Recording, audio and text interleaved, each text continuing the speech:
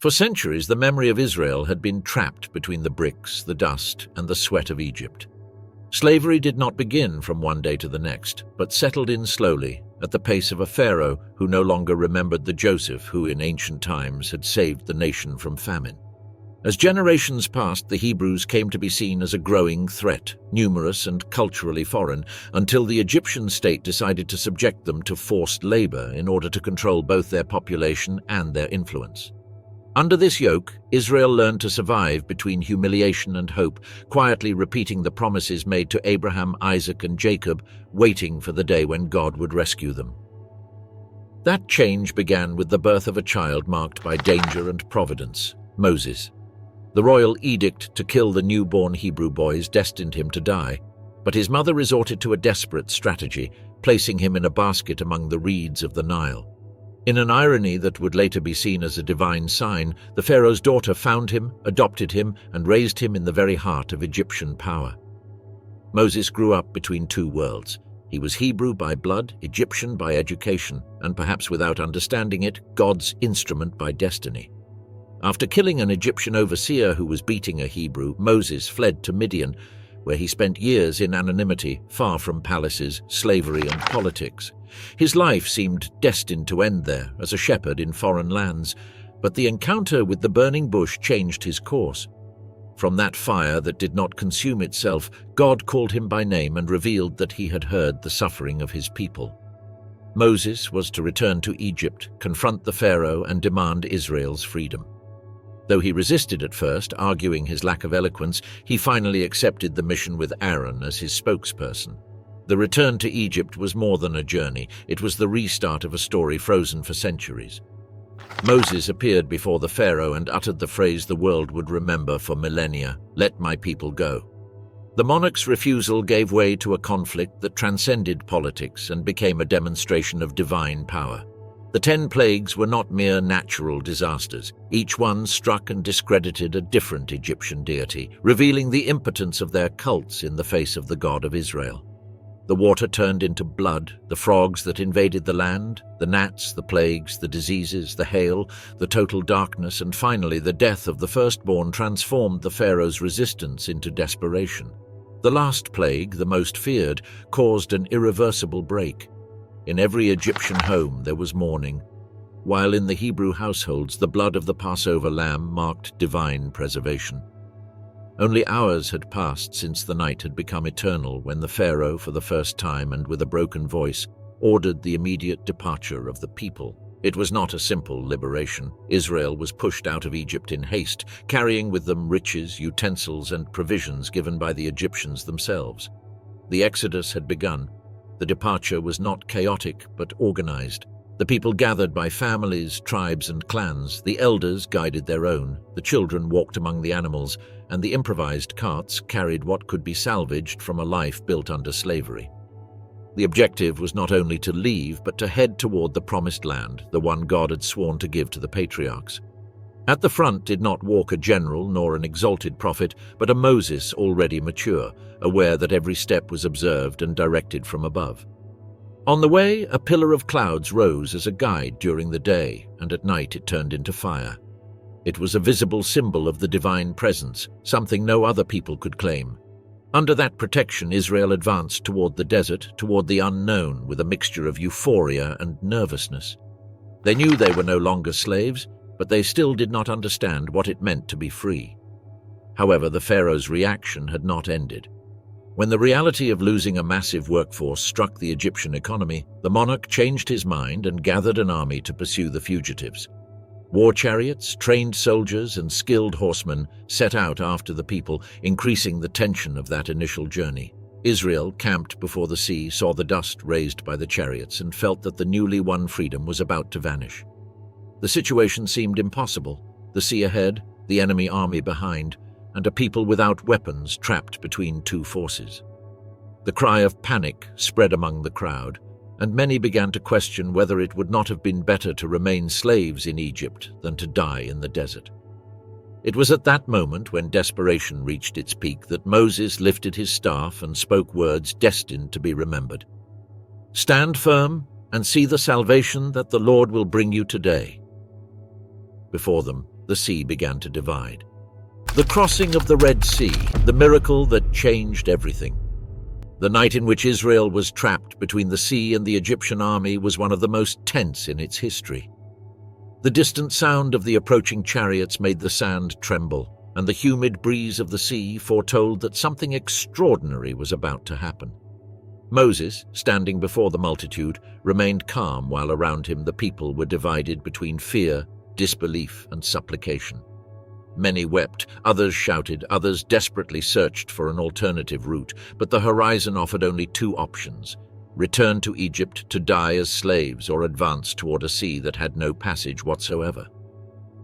At that critical moment, the pillar of clouds that guided the people moved unexpectedly. It stopped being in front and positioned itself behind Israel, between the camp and the Egyptian army. For the Hebrews, it was a protective wall. For the Egyptians, a dark and impenetrable barrier. That night, where one people saw light, the other saw darkness. Even so, the threat remained there, on the other side, waiting for dawn to attack. It was then that God instructed Moses to lift his staff and stretch out his hand over the sea. What happened next defied all human logic. A strong, constant, scorching wind began to blow from the east. Its roar mixed with the cries of the people and the distant clash of Egyptian weapons. The waters, stirred like a furious beast, began to retreat little by little, forming a dry path in the middle of the sea. The vision was impossible to ignore. Two massive walls of water held back by an invisible force, leaving a path that led toward the opposite shore. Israel watched in silence. The initial disbelief gave way to surprise, and the surprise turned into that mixture of fear and reverence that arises only before the divine. No one had ever seen anything like it. Moses gave the order to advance, and the first families began to walk between the liquid walls that shone under the supernatural light. The wind continued blowing, opening the way and reminding with every step that this was not due to Moses but to the God who had chosen them. The crossing was not brief. There were hundreds of thousands of people moving forward with children, animals, improvised carts, and belongings. The path was uneven and damp, but passable. The mothers lifted their children so they could witness that wonder, while the elders murmured ancient psalms that echoed between the walls of water. The people advanced cautiously, aware that they were crossing a historical threshold, the point of no return toward freedom. Meanwhile, on the Egyptian side, the situation took an unexpected turn. When the cloud finally rose and allowed the army to advance, the chariots and horsemen saw the open path in the sea. The sight was so overwhelming that even the most experienced soldiers hesitated, but the impulse of the Pharaoh was stronger than any supernatural fear. He ordered the Hebrews to be pursued into the very path, convinced that even in that extraordinary scene he could capture the fugitives and return them to their slavery. The Egyptian chariots entered the divided sea, but soon began to encounter difficulties. The wheels got stuck, the horses lost stability, and the soldiers began to shout that the hand of God was fighting against them. Chaos overtook the military formation. That ground, which had supported the Hebrew people, now became a deadly trap for the pursuers. Amid shouts and confusion, some horsemen tried to retreat, others continued by inertia, but it was already too late for them all. At the exact moment when Israel had reached the opposite shore and Moses stretched out his hand once more, the waters returned with devastating force. The sea, which had opened its depths to free a people, closed over the most powerful army in the region. The roar was deafening. What remained afterward was a silence that weighed as heavily as the sand itself. Bodies, pieces of chariots, and weapons began to appear on the coast, dragged by the waves. Israel watched from the other shore, still breathless from the effort, as the magnitude of the miracle unfolded before their eyes.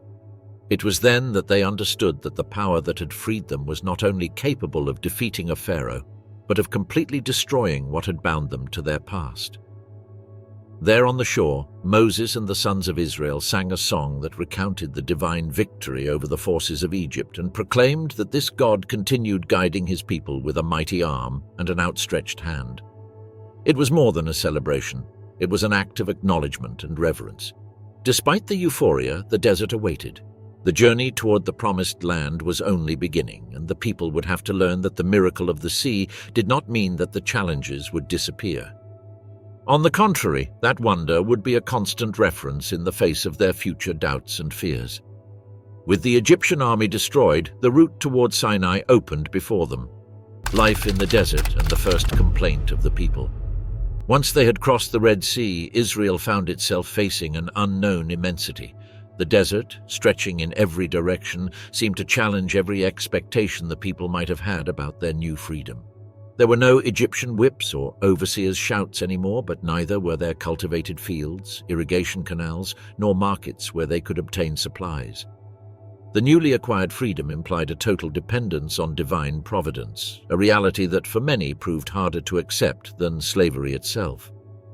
The first days moved forward with enthusiasm. The memory of the open sea was still fresh. The songs of victory resounded in the camps, and the people walked with the certainty that God was guiding them. But the euphoria began to fade as thirst set in.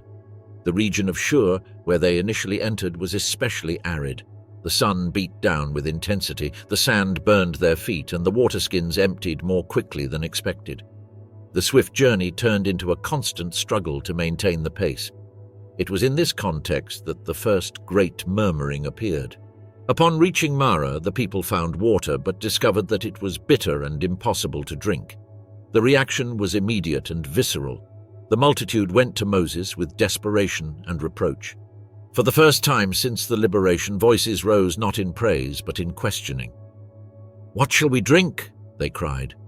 Although the question seemed practical, it contained a deeper doubt. Could God, the same one who opened the sea, sustain them in a land where nothing seemed to guarantee survival? Moses, confronted with a restless and exhausted people, cried out to God, and the answer came in a symbolic gesture. A piece of wood indicated by God was thrown into the water, and it became sweet. More than a simple miracle, that was a sign that divine provision would not be limited by the aridity of the territory. However, God also established a teaching there. If the people obeyed his commandments, he would be their protector and healer. It was the first time that his faithfulness in the desert was explicitly tied to obedience. After Marah, Israel arrived at Elim, an unexpected oasis with 12 springs of water and 70 palm trees. There, under the refreshing shade, the people enjoyed a moment of rest. The contrast between the bitterness of Marah and the abundance of Elim marked a pattern that would repeat itself again and again: crisis, outcry, divine intervention, and learning. It was a cycle that would shape the spiritual identity of Israel. However, the journey toward Mount Sinai required venturing even deeper into the desert.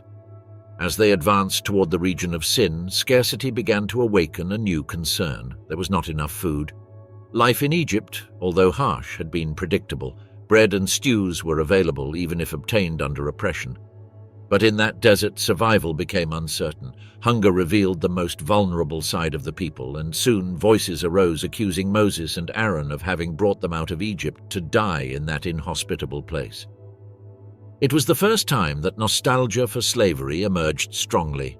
In their desperation, many idealized their former life, forgetting the years of suffering and magnifying the few benefits they had enjoyed. This psychological phenomenon, which generated an impulse to return to what was familiar even when it was painful, would reappear in several later crises. The desert exposed not only the physical shortages of the people, but also their internal fragilities. Moses understood that the desert was not simply a route, but a school designed to transform a slave people into a free nation. But at that moment, his immediate concern was yet another desperate outcry. God, faithful to his covenant, responded once again, promising to send bread from heaven, a daily provision that would become one of the most extraordinary features of their life in the desert. That promise, however, had not yet materialized, and the people continued murmuring.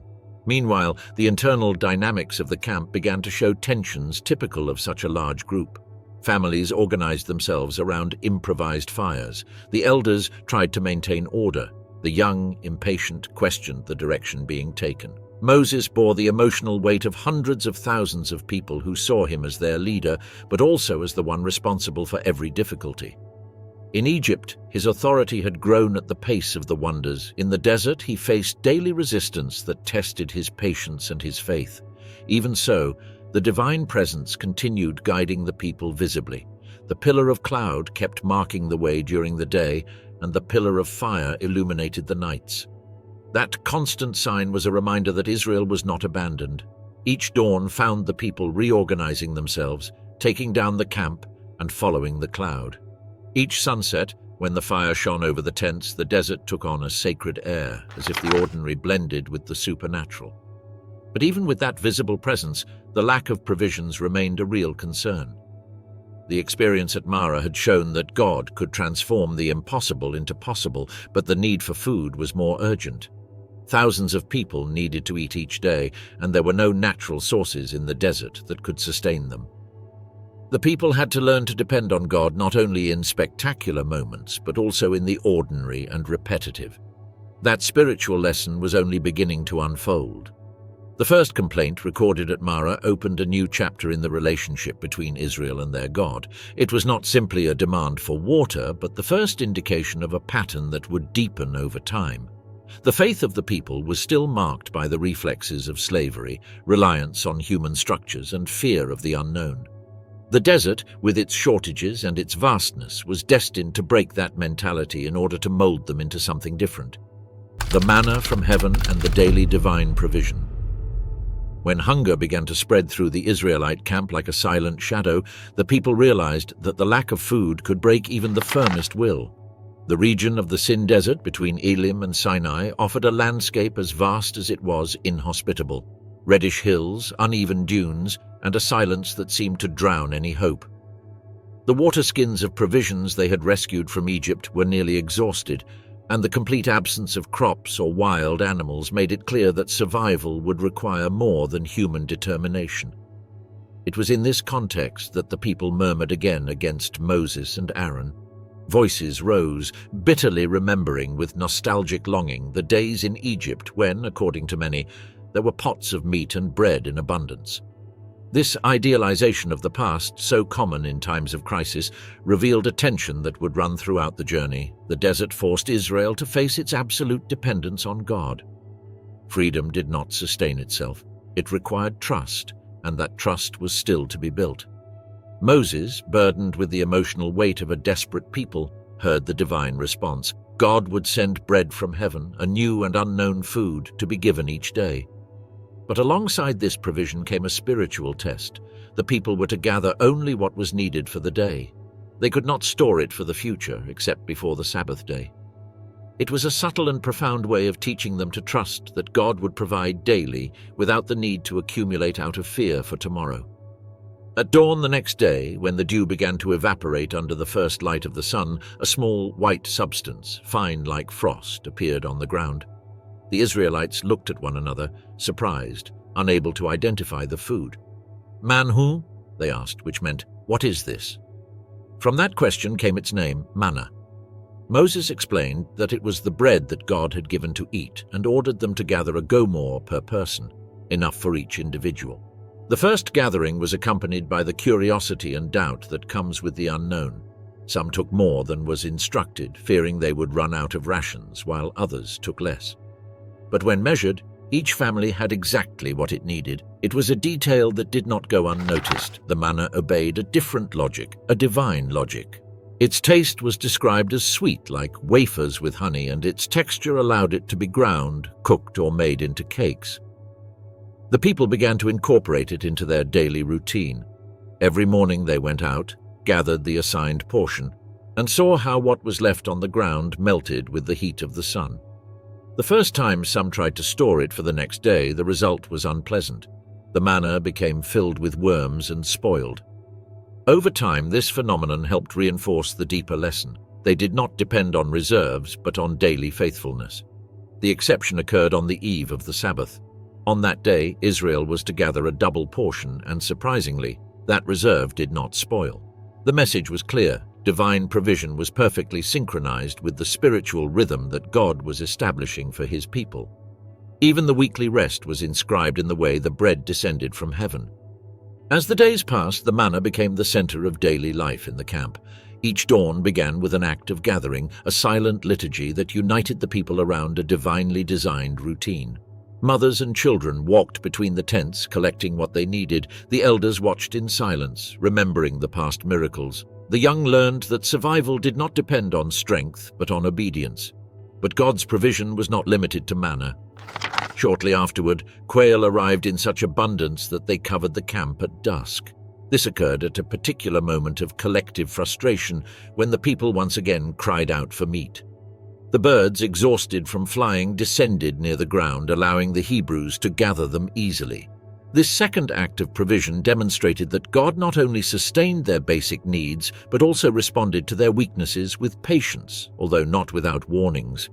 With the manna establishing itself as a permanent symbol of sustenance, the people began to move forward toward Sinai once again. The desert remained relentless, but the heavenly bread became a constant reminder that the absence of natural resources did not mean abandonment. Each day brought a new lesson. God was educating them not through abundance, but through dependence. However, the lack of water became evident again when they reached Rephidim. There, the people found themselves once more without access to a water source, and the tension grew dangerously. The complaints turned into direct accusations against Moses. "Did you bring us out of Egypt to kill us with thirst and our children and our livestock?" they shouted. The leader, feeling the imminent danger of being stoned, cried out to God again. The response was immediate. He was to strike the rock at Horeb, and from it would flow abundant water. The blow echoed through the rocks, and water began to flow. The crowd gathered around the improvised spring, drinking urgently as the murmur became a sigh of relief. But the place was marked with names that remembered the conflict: Massa and Meribah, testing and quarreling, indicating that even the most generous provision could be tainted by the people's distrust. Despite this, God continued to guide Israel, and the manna kept falling daily for decades. That bread would accompany the people for the full 40 years, until the day they finally crossed the Jordan and set foot in the Promised Land. The manna not only nourished their bodies, but also shaped a spirituality based on daily dependence, discipline, and the recognition that no freedom is sustainable without a higher source of sustenance. The giving of the law on Mount Sinai. The arrival at Mount Sinai marked a turning point in Israel's journey. After weeks of advancing through barren mountains and endless plains, the people set up camp in front of a towering, dark, and rugged mountain, whose peak seemed to vanish into thick clouds. There, in that solitary and sacred place, one of the most decisive moments in the spiritual history of the Hebrew people would be sealed: the giving of the law. It was not just a legal act, but a covenant that would transform a multitude of freed slaves into a nation with identity, purpose, and moral structure. The beginning of this encounter was marked by a divine call. God spoke to Moses from the top of the mountain, reminding him how he had brought Israel on eagle's wings and offering a definitive promise: if the people obeyed, they would be his special treasure, a kingdom of priests and a holy nation. Moses descended with the message, and the people, still dazzled by the recent miracles, responded unanimously, "All that the Lord has spoken, we will do." That declaration, spoken with conviction, was the first step toward a covenant that would require obedience, faithfulness, and discipline. Before receiving the law, Israel had to prepare itself. For 3 days, the entire community purified themselves. The instructions were precise. They had to wash, keep a distance from the mountain, and refrain from any act that could distract them from that encounter. Boundaries were placed around the mountain, for no one could touch it while the divine presence descended upon it. Even animals had to be kept away. The atmosphere was solemn and filled with anticipation. Something incomparable was about to happen. On the 3rd day, a different dawn covered Sinai. The sky darkened and deep thunder rumbled over the mountain. Lightning lit up the rocks and a thick cloud enveloped the summit. A trumpet sound, growing louder and more intense, echoed through the desert. It was a sound that did not come from human hands, but from a dimension that the people could scarcely comprehend. When God descended in fire upon the mountain, the entire Sinai shook. The column of smoke rose like that of a furnace, and the multitude, shaken by the sight, stood in absolute silence before the divine manifestation. Moses ascended into the cloud, disappearing into the burning mist. There, in that inaccessible place, he received the 10 Commandments, words that would define the relationship between God and his people. They were not just laws, they were ethical principles that ordered life, justice, identity, and worship. The commandments prohibiting idolatry and protecting life, family, property, and truth. The commandments prohibited idolatry, protected life, family, property, and truth. That set of rules had a deeper purpose, to teach Israel to live free not only from Egypt, but also from the chaotic morality of the neighboring nations. The most striking aspect of this moment was that God did not speak only to Moses. The first words were heard by the entire nation. The divine voice resounded from the mountain with such power that the people recoiled in terror. The message was clear. The law was not an arbitrary imposition, but a revelation that came directly from the God who had freed them. Trembling and in fear, the Israelites begged Moses to speak to God on their behalf, for they feared they would die if they kept hearing that voice that seemed to tear the air apart. Moses ascended once again, this time to receive more detailed instructions. Civil laws, guidelines for community life, rules for worship, and regulations for social justice. The law addressed every aspect of existence: how they were to treat foreigners, how to manage property, how to judge disputes, how to celebrate sacred festivals. Israel was not just a people on a journey, it was being shaped into a nation with a complete legal system. The covenant was sealed through a solemn act. Moses built an altar, offered sacrifices, and sprinkled some of the blood on the altar and some on the people, reminding them that this bond was serious, sacred, and reciprocal. Then, along with Aaron, Nadab, Abihu, and 70 elders, Moses partially ascended the mountain. There, in a mysterious way, the leaders of Israel saw a manifestation of divine glory, described as a pavement of sapphire beneath God's feet, as pure and clear as the sky. It was a vision that would deeply mark those who witnessed it. After this encounter, God called Moses to ascend further, where he would remain for 40 days and 40 nights. During this prolonged stay, Moses received detailed instructions about the tabernacle, the Ark of the Covenant, the sacred utensils, and the priestly garments. Every measurement, every material, every design had a spiritual purpose. The tabernacle would be the religious heart of Israel, the place where the divine presence would manifest in the midst of the camp. While Moses stayed on the summit, the mountain continued enveloped in fire and thick clouds. From below, Israel watched this trembling vision, not fully understanding its meaning. For many, Moses seemed to have been lost in the divine flames, and his prolonged absence began to alter the people's spirits. The uncertainty, always latent in the desert, reappeared as they counted the days and nights without a clear sign of their leader's return. During this period, God gave Moses the stone tablets written with his own finger. They were the physical symbol of the covenant, a sacred object that represented the alliance between God and Israel. However, as the law descended from heaven, a crisis was beginning to take shape in the camp, one that would jeopardize the newly established relationship between the people and their God: the rebellion of the golden calf. While Moses remained at the summit of Mount Sinai, enveloped by the thick cloud where the divine presence manifested with fire and thunder, a silent unease began to grow in the camp below. At first, it was only a murmur, questions about how long it would take for him to return, doubts about whether he was still alive, comments about the intensity of the fire that covered the mountain. Days turned into weeks, and the prolonged absence of their leader began to erode the patience of the multitude.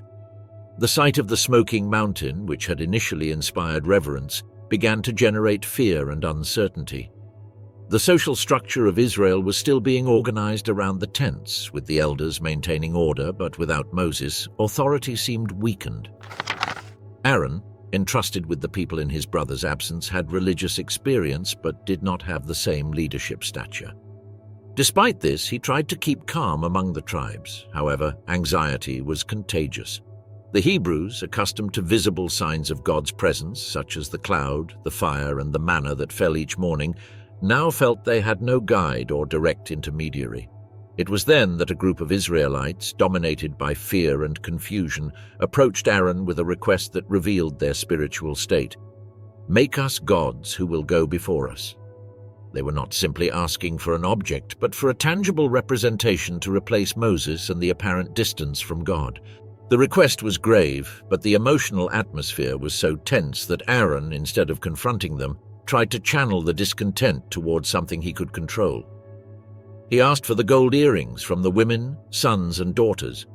The gold, a symbol of wealth and freedom, had largely come from the spoils the Egyptians had given during the Exodus. Those ornaments, which should have been consecrated for the tabernacle, were now to be melted down for a completely opposite purpose. Aaron worked the metal, poured it into a mold, and created a golden calf. The figure resembled the bovine deities of Egypt, demonstrating that the cultural roots of the people had not yet been fully transformed. When they saw the statue, the people exclaimed, "These are your gods, O Israel, who brought you up out of Egypt." Aaron, trying to maintain some semblance of spiritual cohesion, built an altar before the calf and even declared that the next day there would be a feast to the Lord. That mixture of idolatry and religious language only deepened the confusion. What followed was a disorderly celebration, with sacrifices, feasts, and dances that reflected not only a departure from the newly given law, but a return to cultural patterns that should have been left behind with slavery. Meanwhile, at the top of the mountain, God revealed to Moses what was happening. The divine words were direct. The people had quickly corrupted themselves. God expressed his indignation and announced a severe judgment that could wipe out the entire nation, offering Moses the opportunity to start anew and create a nation from him alone. But Moses, far from accepting the proposal, interceded fervently for the people. He reminded God of the promises made to Abraham, Isaac, and Jacob, appealed to divine mercy, and argued that if Israel were destroyed, the nations would say that God brought them out of Egypt only to destroy them in the desert. His intercession stopped the immediate judgment. With the tablets of the law in his hands, Moses descended from Sinai. As he approached the camp, he heard the sounds of singing and shouting in the distance. Joshua, who was waiting for him halfway, mistook the noise for war cries, but Moses recognized it as a celebration. When he arrived and saw with his own eyes the calf and the frantic dancing of the people, his anger was aroused. In a symbolic act, he threw the tablets to the ground, breaking them at the foot of the mountain, thus showing that the covenant had been broken by the people's idolatry even before it had been fully delivered. Moses took the calf, melted it down, ground it into powder, mixed it with water, and forced the people to drink it. It was a harsh act, but it served to humble the idolatry and show that what they had worshipped was nothing more than powerless metal. Then he confronted Aaron, who tried to justify himself by saying that the people were prone to evil and that when he threw the gold into the fire, this calf came out, an excuse that revealed the extent of the chaos. The situation demanded immediate discipline. Moses called those who were still on the Lord's side, and the tribe of Levi came forward. That day, in a severe but necessary judgment to stop spiritual corruption, 3,000 men died. The entire camp fell silent after that scene. The unrestrained celebration gave way to a deep fear that would remind Israel of the consequences of turning away from God. The next day, Moses interceded again for the people. He ascended the mountain once more and asked God to forgive the sin that had been committed. In a surprising gesture, he even offered to be erased from the book of life if it meant ensuring mercy for Israel. God heard his plea but established that each person would be responsible for their own actions. Still, he confirmed that his presence would continue to guide the people, though he made it clear that the sin would be recorded in Israel's history as a perpetual warning. After this episode, Moses received new tablets, and the people underwent a time of spiritual renewal, marked by the restoration of the covenant, the establishment of the tabernacle, and the reaffirmation of Moses' leadership. However, the memory of the golden calf remained as a reminder of how easily fear and impatience could lead an entire people astray from God's divine purpose. Organization of Israel, tribes, priests, and the tabernacle. After the crisis of the golden calf, Israel needed more than just discipline. It needed a clear order, a stable spiritual center, and a structure that would define its identity as a nation. That multitude that had left Egypt still retained the scattered mentality of slaves. So God began to shape the people under an organizational system that would affect every aspect of their life, from worship to internal politics, from the distribution of roles to the place of each family within the camp.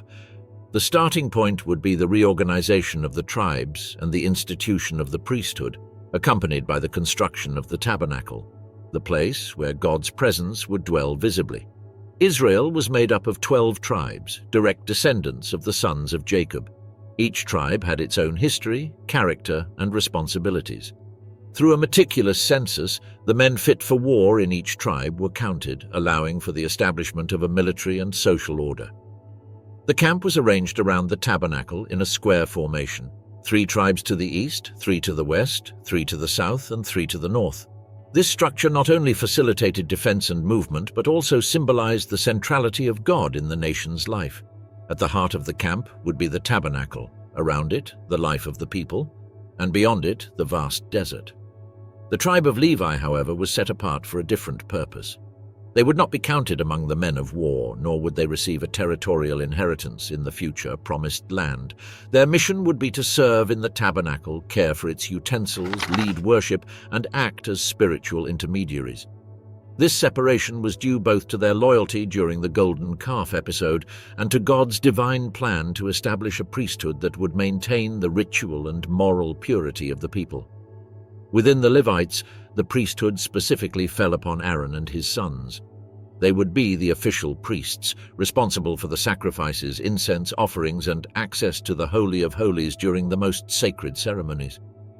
Their garments were designed with meticulous detail: an ephod adorned with precious stones representing the 12 tribes, a breastplate with the Urim and Thummim to discern God's will, a blue robe with golden bells, and a gold plate on the forehead inscribed with "Holiness to the Lord." The priest was not just a religious official, but a living symbol of the connection between the people and their God. The rest of the Levites were divided according to the families of Gershon, Kohath, and Merari. Each group had specific tasks. Some were in charge of the curtains and fabrics of the tabernacle, others of the sacred furniture, and others of the structures and foundations. When the camp had to move, their labor was essential. The tabernacle was not a fixed structure, but a mobile sanctuary, capable of being dismantled, transported, and rebuilt according to the guidance of the divine cloud. The construction of the tabernacle began with a special call. Moses asked the people to offer materials voluntarily for the work: gold, silver, bronze, fine linen, skins, acacia wood, precious stones, and oil for the lampstand. What was surprising was that the Israelites, conscious of the need to repair their relationship with God, offered so much that Moses had to order them to stop bringing more. This time, generosity flowed not toward an idol like the calf, but toward the legitimate sanctuary where the divine presence would manifest. Bezalel and Aholiab were chosen as the chief artisans, endowed by God with wisdom, skill, and discernment to carry out intricate designs. Under their direction, every piece was made: the Ark of the Covenant, overlaid with gold and crowned with 2 cherubim, the table for the showbread, the golden lampstand with its 7 lamps, the altar of incense, and the bronze altar for the sacrifices. The fabrics covering the tabernacle were woven with blue, purple, and scarlet threads, while the Holy of Holies was separated by an impressive veil, whose symbolism evoked both the heavens and the inaccessible holiness of God. Once completed, the tabernacle was erected at the exact center of the camp. The tribes took their positions around it, and the Levites set up their camps closer to the sanctuary. When everything was ready, Moses consecrated each utensil, anointed Aaron and his sons, and led the first ceremonies. It was at that moment, in a silent but powerful act, that the cloud of God's presence descended upon the tabernacle, filling it completely. The Israelites, watching from their tents, saw how the glory of the Lord covered it so intensely that even Moses could not enter. This act confirmed that God accepted to dwell among them. From that point on, life in the desert was organized around that presence. When the cloud lifted, the people would prepare the camp and march. When it stopped, they would settle again. Worship, daily sacrifices, festivals, and the internal functioning of the camp all revolved around a visible spiritual center, reminding Israel that the newly acquired freedom was not an end in itself, but the preparation for a life in direct relationship with their God. Sending the 12 spies to Canaan. After the organization of the camp, the consecration of the tabernacle, and the establishment of the tribal order, Israel moved forward once more to the north. The desert had ceased to be a chaotic space and had become a territory under divine rhythm. The cloud guided, the pillar of fire illuminated, and the roar of the moving camp showed that this once dispersed multitude now marched as one people. Each tribe knew its position, each Levite its duty, and the path to the promised land was closer than ever. The journey led them to the wilderness of Paran, a strategic point from which the land of Canaan, the land promised to the patriarchs, was no longer a distant idea but a tangible horizon. From the hills surrounding the camp, some could see the vastness of the territory to the north, a stark contrast to the desert they had left behind. Canaan was different. fertile, mountainous, full of valleys, walled cities, and ancient towns. It was, in practical terms, a military, cultural, and spiritual challenge. It was at that moment that God instructed Moses to send men to explore the land. The command was not meant to express doubt about the outcome, but to serve a pedagogical purpose. The people needed to see with their own eyes what had been promised to them. Moses chose one representative from each tribe, men recognized for their ability, leadership, and resilience. Among them were Caleb from the tribe of Judah and Joshua from the tribe of Ephraim, two figures who would later become central to the history of Israel. Moses gathered the 12 and gave them precise instructions. They were to travel the land from south to north, observing its geography, the strength of its inhabitants, the layout of the cities, the quality of the soil, and the products that grew there. They were also to bring samples of the land's fruit, a tangible sign that would allow them to visualize the promise in concrete terms.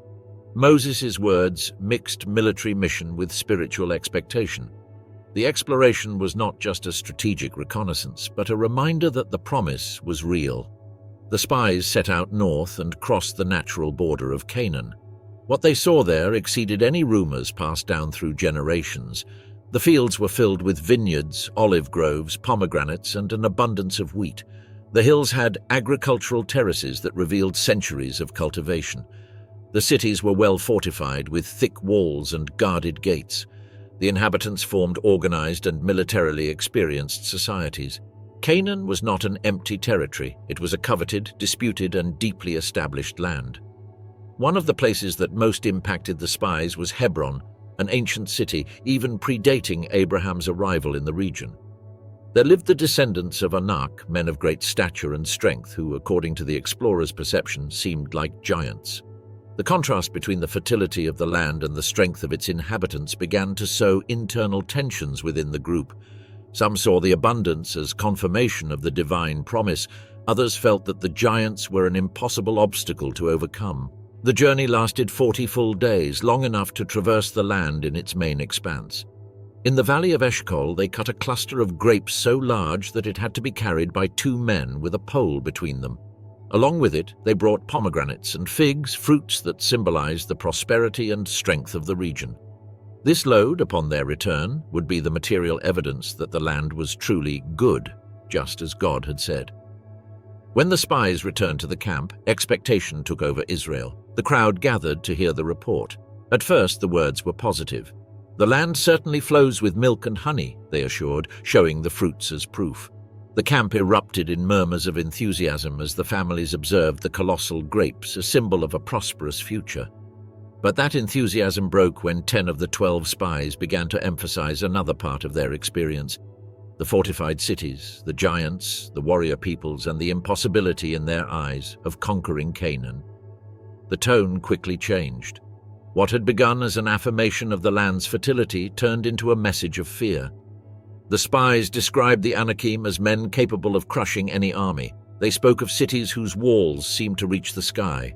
They assured that Israel, compared to them, was like locusts. The fear, once unleashed, spread throughout the entire camp. Amid this tension, Caleb stepped forward with bravery. He ordered silence from the people and declared that Israel should rise up and take the land, for God would give them the victory. His confidence contrasted with the fear of the other spies. Joshua also supported this stance, pointing out that the protection of the Canaanites had departed and that God was with Israel. But their voices, though firm, were drowned out by the clamor of the others. The 10 spies who brought the pessimistic report not only described the difficulty, they deliberately exaggerated the dangers. Their account was designed to sow fear. The result was immediate. The entire camp was divided between the divine promise and human panic. People began to cry, complain, and murmur. The seed of unbelief had been planted, and it would bear fruit in a matter of hours. The collective fear and rebellion against God. When the 10 spies finished speaking, the entire camp fell into a silence that foretold disorder. The words about giants, impenetrable walls, and powerful armies had pierced the heart of the people like a deep wound. The contrast between the giant cluster of grapes from Eshcol, a symbol of abundance, and the discouraging reports created an immediate emotional break. That very day, when night fell, the murmurs turned into widespread weeping. From the furthest tents to the spaces closest to the tabernacle, the sound was the same: despair. Unbelief spread like wildfire. The men lamented, the women whispered, fearing for their children, and the elders listened with concern as the clans began openly questioning Moses and Aaron. "If only we had died in Egypt," many repeated, while others added bitterly, "or in this desert." The idea of advancing toward Canaan, which had been a source of hope until that day, began to be seen as a death sentence. In the atmosphere, there was not only fear, but also resentment toward those who had led them this far. In the early morning, the murmuring gave way to an outburst of protest. Families gathered around makeshift campfires, discussing the rumors that the spies had seen cities capable of withstanding any attack. The word giants was repeated uncontrollably, magnifying every detail. The people, emotionally worn out by months of desert and crisis, began to doubt not only their military capability but also God's very purpose. The idea of returning to Egypt, a madness at first glance, began to take shape in the minds of many. Tension reached its peak when the most dangerous proposal emerged: to appoint a new leader and turn back. The rejection was no longer directed solely at Moses and Aaron as human figures. It was a direct rejection of the course that God had set. It was an open declaration that they did not trust the promise. It was then that Joshua and Caleb stepped forward. Their faces reflected indignation and pain. Caleb had tried to calm the people hours earlier, but now the situation had escalated beyond repair. Together they tore their clothes, a solemn gesture of mourning and protest. They spoke with a firm and passionate voice. The land was good, the cities were strong, yes, but God would deliver them into their hands. They insisted that the Canaanites no longer had divine protection, and that Israel had to trust in the power that had parted the Red Sea and defeated the Egyptian army. Their words rang out forcefully but did not produce the desired effect. Instead of awakening faith, they provoked fury. Some, blinded by fear, began shouting that they should stone Joshua and Caleb for trying to push them to their death. The crowd turned into an enraged mob, unable to listen to reason. The rebellion was no longer just emotional. It had turned into imminent violence. At that moment, before the first stone was thrown, the glory of the Lord appeared over the tabernacle. His sudden presence, visible as an intense brightness, stopped the crowd. Silence fell instantly. No one moved, no one spoke. What had begun as a riot was frozen under the overwhelming weight of the divine manifestation. Then God spoke to Moses, not to the people. His words were a direct judgment. Israel's repeated unbelief, manifested after so many miracles, had reached an intolerable point. God declared that he would destroy the people and raise a new nation through Moses. The proposal, as forceful as it was definitive, highlighted the gravity of the rebellion. While the crowd remained paralyzed by the divine appearance, Moses entered into intercession. He once again reminded God of the covenant made with Abraham, Isaac, and Jacob. He pleaded that God forgive them, not for the merit of the people, but so that the nations would not say that he had brought them out of Egypt only to destroy them.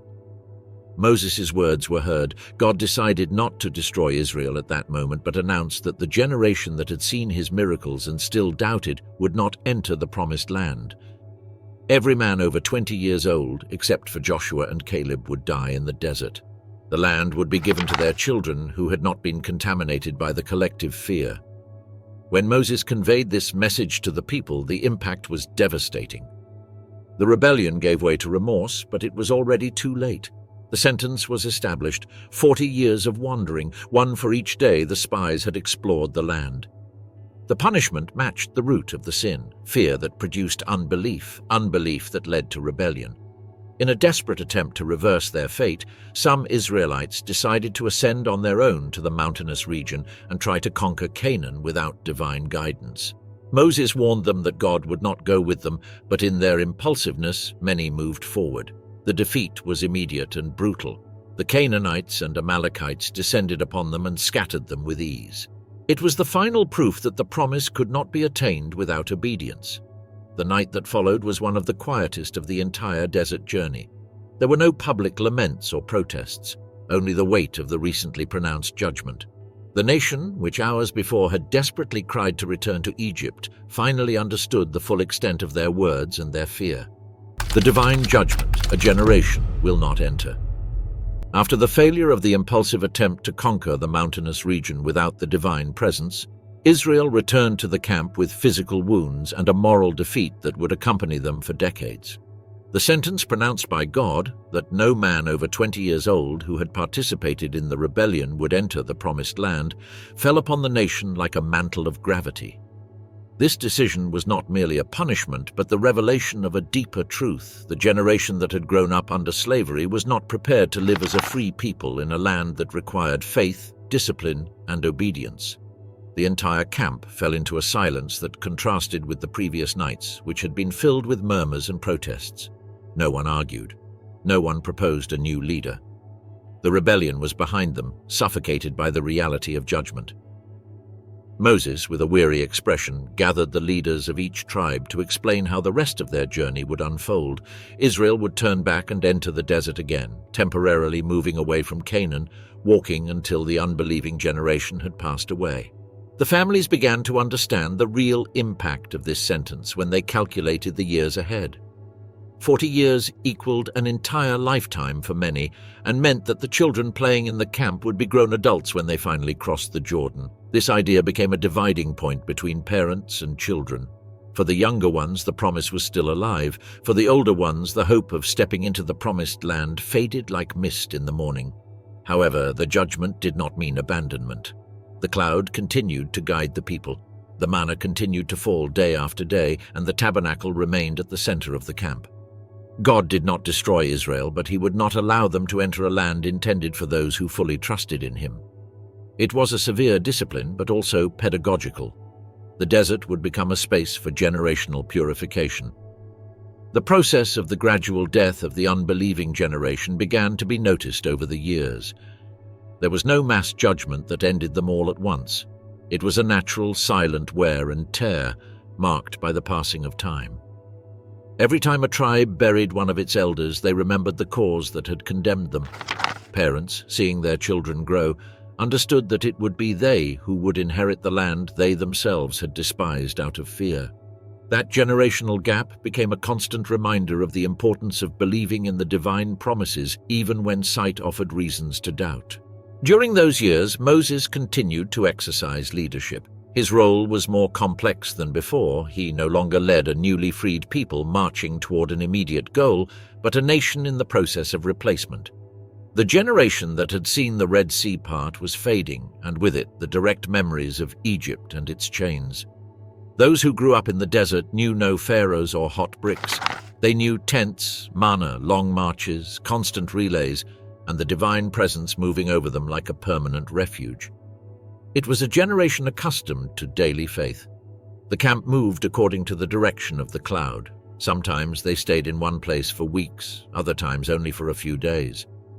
Life acquired an unpredictable rhythm where the daily routine mixed with constant movement.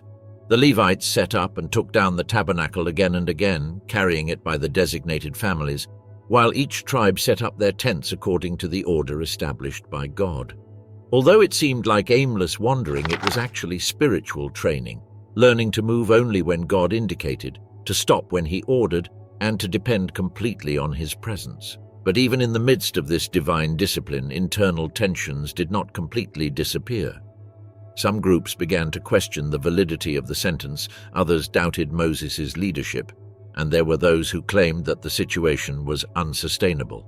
Each new death, each burial in the sand, reminded the camp that they were living the direct consequence of their unbelief. The promised land was there, to the north, silent and distant, but forbidden to the older generation. Among those most affected by the judgment was Moses' own family. Miriam, his sister, aged during this lengthy journey and finally died in Kadesh, leaving a significant gap in the spiritual leadership of the people. Years later, Aaron, the high priest, would also die on Mount Hor, accompanied by Moses and his son Eleazar. These losses marked the end of an era, as those who had stood before Pharaoh and faced the early days of the Exodus would not be there to witness its final fulfillment. Throughout these years, God repeatedly emphasized that Israel was not wandering aimlessly. The journey was part of a process meant to build a new identity. The parents had failed to believe, but their children would have the opportunity to receive different training, a spiritual education that would enable them to face the military and cultural challenges that lay ahead when they entered Canaan. As the unbelieving generation dwindled, the sense of responsibility toward the younger ones grew. The parents, aware that they would not see the fulfillment of the promise, taught their children the story of the Exodus, the commandments given at Sinai, and the importance of trusting in God even when there were no immediate visible signs. The desert, unrelenting and endless, became a national classroom. Finally, after decades of silent burials, new births, and endless marches, the camp began to transform into a community almost entirely composed of the new generation. These were young people who did not carry the psychological weight of Egypt, but the continuous learning of the desert and the awareness that they would be the ones to cross the Jordan. The rebellion of Korah, the struggle for leadership.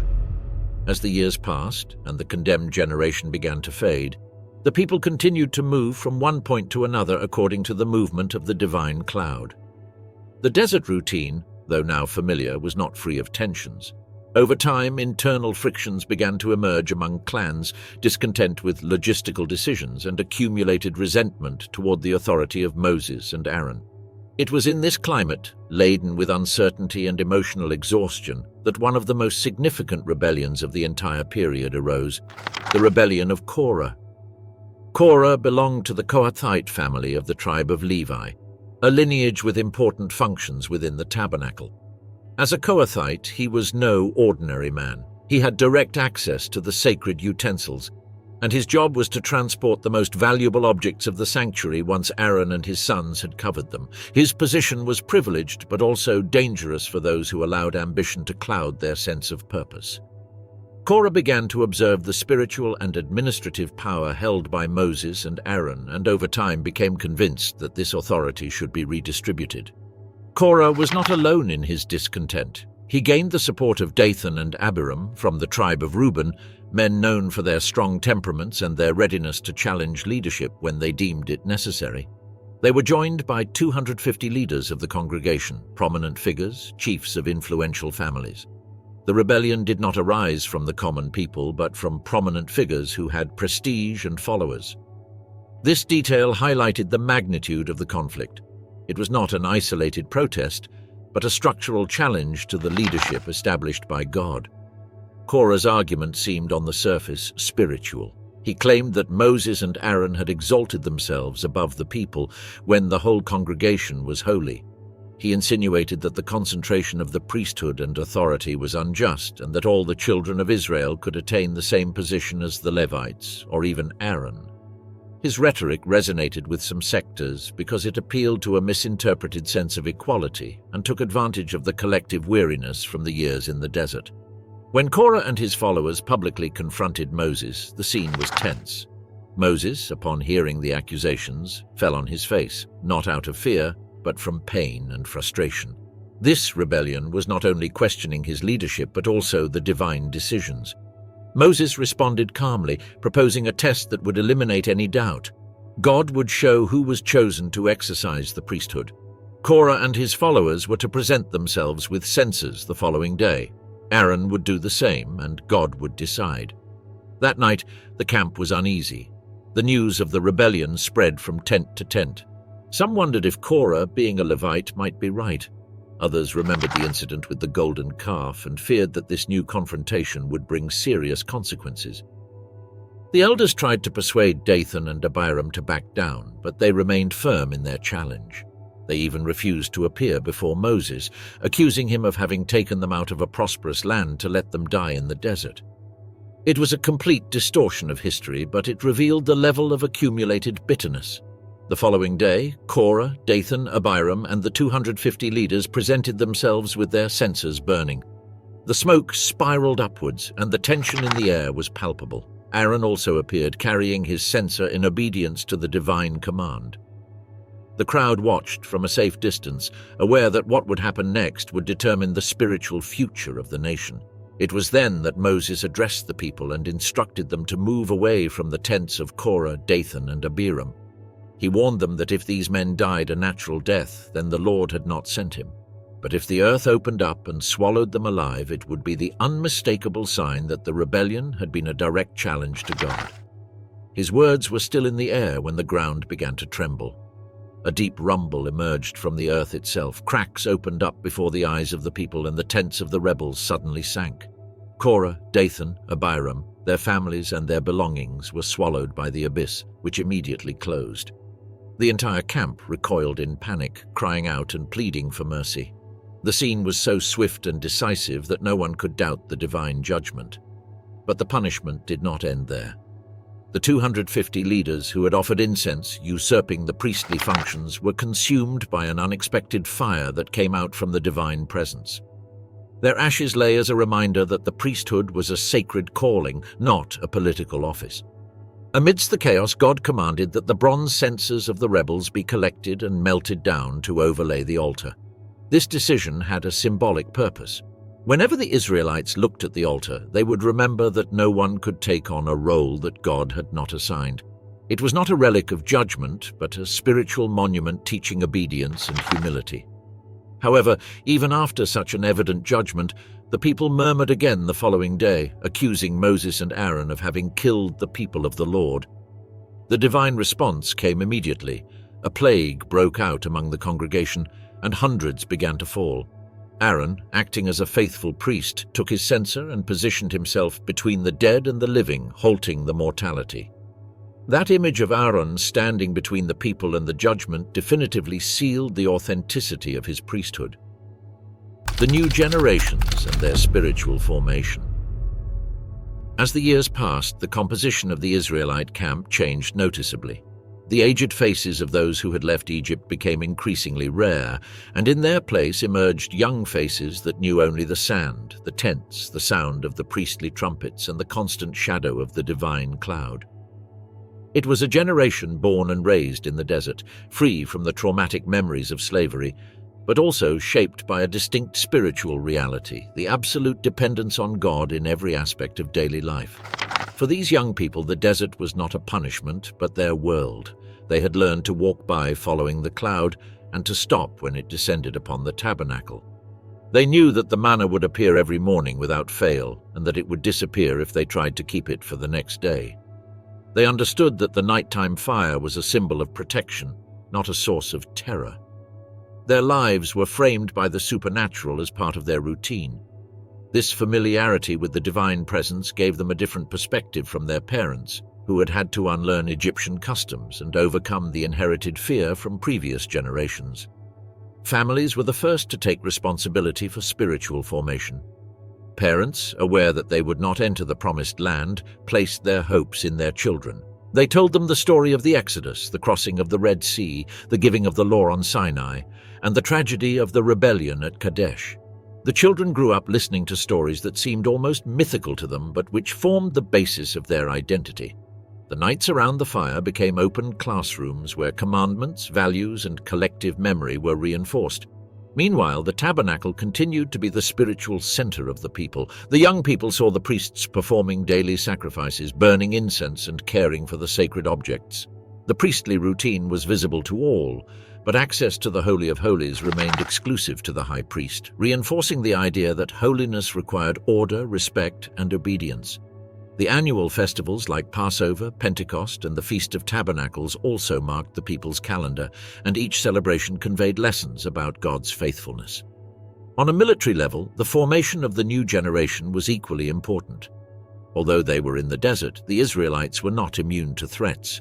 Encounters with the Amalekites, Edomites, and other nomadic groups forced the young people to train in the use of weapons, tribal cohesion, and battle strategy. Under the leadership of commanders like Joshua, who had consolidated his position as the main military leader, the young men learned discipline, unity, and courage. They knew that one day they would have to enter a land that would not be empty, but inhabited by resistant peoples. Spiritual education and military preparation were not separate processes. Both were part of the same reality. The conquest of Canaan would require both faith and strategic organization. Moses understood this duality, and as the years passed, he began to dedicate more time to ensuring that the young people understood the covenant, the law, and the moral responsibilities of being God's chosen people. The previous generations had failed because of unbelief. This new generation had to learn to trust without seeing, to obey without questioning each divine direction, and to understand that freedom could only be sustained through faithfulness. An important part of this formation was the constant renewal of the covenant. Although the people could not forget the judgment that had fallen upon their parents, they also needed to reaffirm that the promise was still valid. Moses led ceremonies where the law was read and explained again. The young people heard the commandments firsthand, understanding that obedience was not a mechanical act but the foundation of a relationship with God. Israel's identity was not merely tribal, but spiritual. During these years, a key figure also emerged, Eleazar, the son of Aaron, who assumed the role of high priest after the death of his father. Eleazar, like Joshua, represented the bridge between generations. He had witnessed Moses' leadership, had lived through the consequences of the rebellion, and now spiritually guided those who would inherit the land. His presence was a reminder of the continuity, stability, and permanence of the priestly covenant.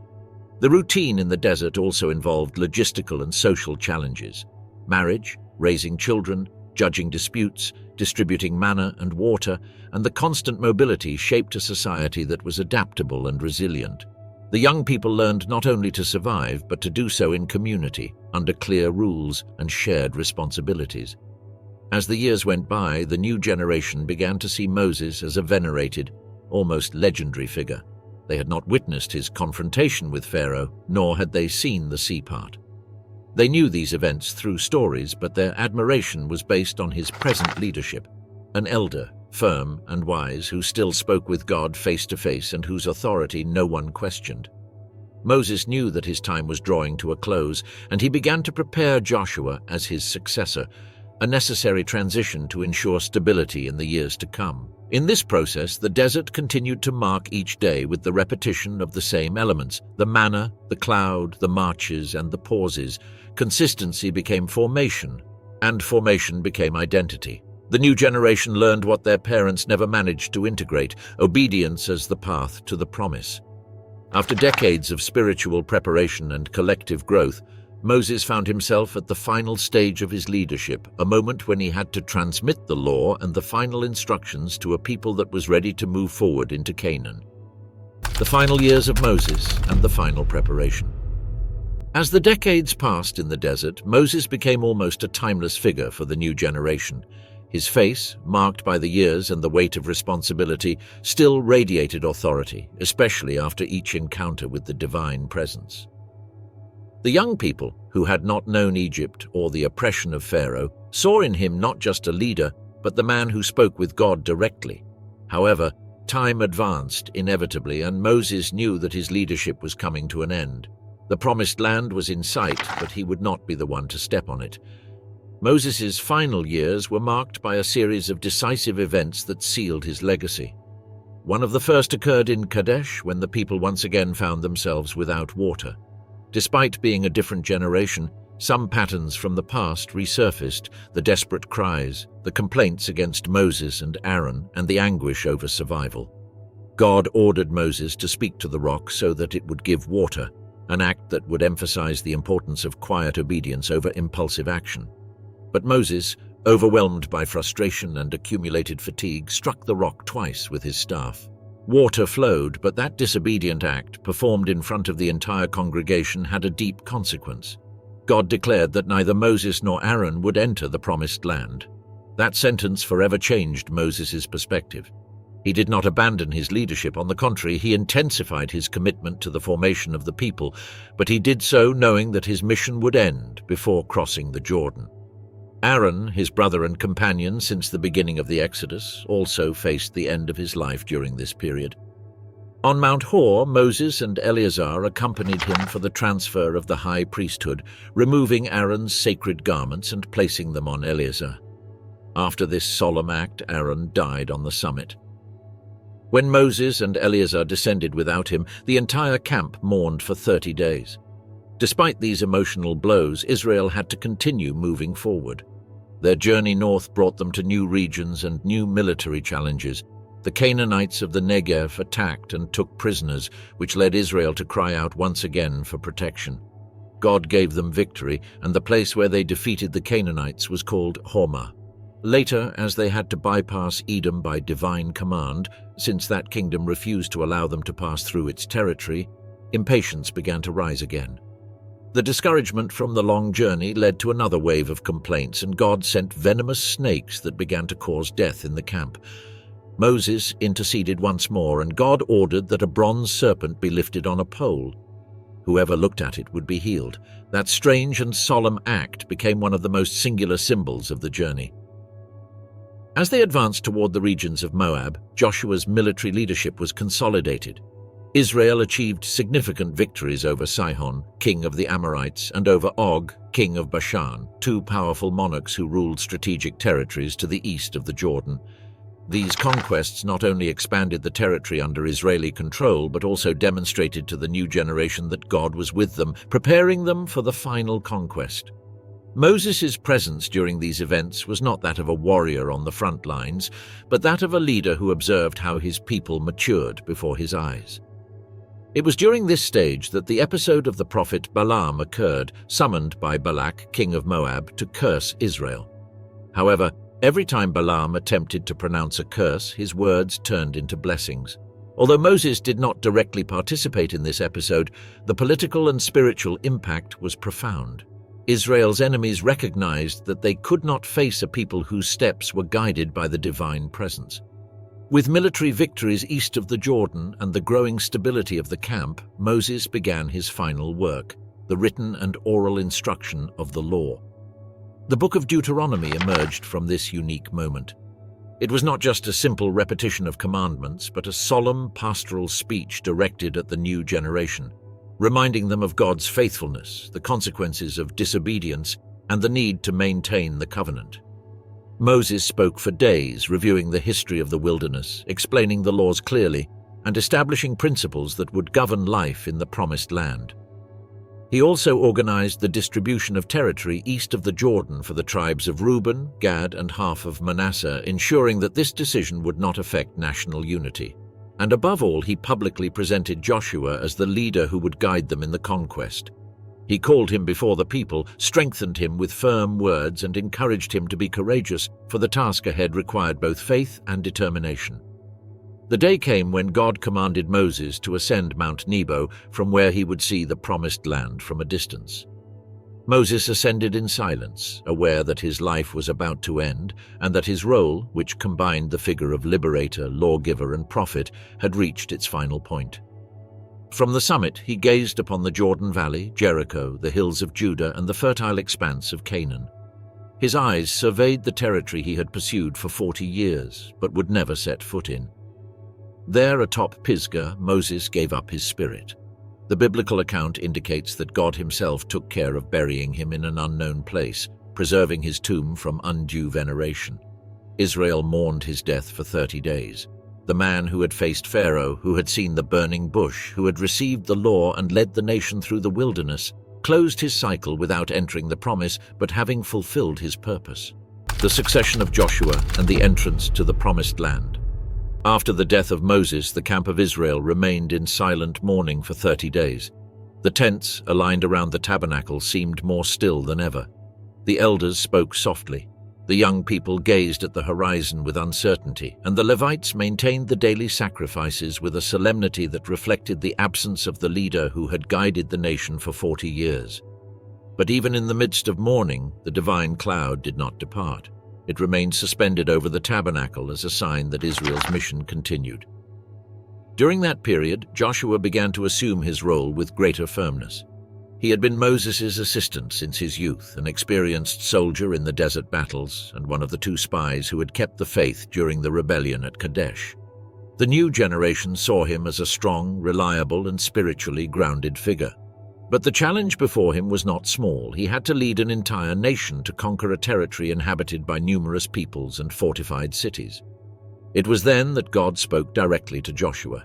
His words, filled with authority and encouragement, marked the beginning of a new stage. He was to rise, cross the Jordan River, and take possession of the land he had promised. The instructions included a powerful promise. Just as God had been with Moses, he would also be with him. But there was a crucial condition. Joshua had to meditate on the law day and night and not turn from it to the right or to the left. Victory would not depend on military strength, but on faithful obedience. With these words in mind, Joshua gathered the officers and commanded the people. In 3 days they would cross the Jordan. The announcement generated great expectation in the camp. For many of the young people, it was the moment they had waited for their entire lives. For the remaining elders, it was the culmination of decades of journey. The tribes of Reuben, Gad, and half the tribe of Manasseh, settled east of the Jordan, reaffirmed their commitment to cross armed alongside their brothers until the conquest was complete. Before proceeding, Joshua sent 2 spies to Jericho, one of the most important and fortified cities in Canaan. The scouts entered the city secretly and took refuge in the house of Rahab, a woman whose home was built upon the city walls. Rahab protected them from the authorities, hid them on her roof, and negotiated their salvation and that of her family in exchange for her loyalty. Her intervention became a decisive turning point. The spies returned with crucial information and news that the inhabitants of Canaan were terrified because they had heard how God had dried up the Red Sea and defeated the kings of the east. With this confirmation, Joshua led the people to the Jordan River. It was springtime, the season when the river overflowed and the current increased, making it impossible to cross by normal means. However, the crossing would be different. The priests, carrying the Ark of the Covenant, were to advance toward the water. When their feet touched the river, it stopped flowing upstream, forming a wall of water while the rest flowed toward the Dead Sea and disappeared. The path was opened, and the people crossed the Jordan on dry ground, in a way repeating the miracle of the Red Sea for a new generation. Once on the other side, Joshua ordered the raising of 12 stones taken from the riverbed. Once on the other side, Joshua ordered the raising of 12 stones taken from the riverbed, one for each tribe, as a memorial of that supernatural crossing. The new generation needed to remember that their identity was not based on strength, but on the continuous intervention of God. After the crossing, fear seized the inhabitants of Canaan. Jericho shut its gates, isolating itself in a desperate defense. Before beginning the conquest, Israel celebrated the circumcision of all the males born in the desert, as no ritual had been performed during the continuous marches. It was a painful but necessary act to restore the covenant. Shortly after, they celebrated Passover in the plains of Jericho, the first one on land close to the promise. And it was at that moment, after decades of provision, that the manna stopped falling. From that day on, Israel ate the fruit of the land, a sign that the desert stage had ended forever. The night before the attack on Jericho, Joshua had an unexpected encounter. While observing the city from a distance, a man with a drawn sword appeared to him.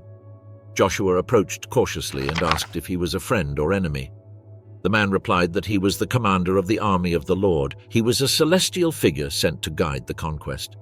Joshua fell face down, realizing that the battle would not be won by human strategy, but by divine intervention. The instructions to take Jericho were as unusual as they were symbolic. For 6 days, the army was to march around the city in silence, with the priests blowing trumpets before the ark. On the 7th day, they were to circle the city 7 times, and when a long blast was sounded, the entire people were to shout. When they did, the walls of Jericho collapsed, opening the entrance. The city fell, thus inaugurating a new stage for Israel. However, that event did not immediately mark the end of the conquest, but its beginning.